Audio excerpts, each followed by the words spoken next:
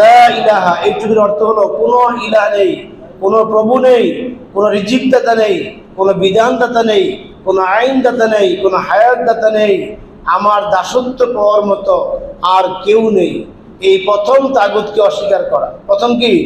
তাগুতকে অস্বীকার করা। এরপরে ইল্লাল্লাহ, একমাত্র আল্লাহ আছেন যার দাসত্ব করতে হবে, যার আইন মানতে হবে, যার কাছে মতানত করতে হবে, যাকেই একমাত্র জীবনের সব কিছুর জন্য তার কাছে নিজেকে পেশ করতে হবে।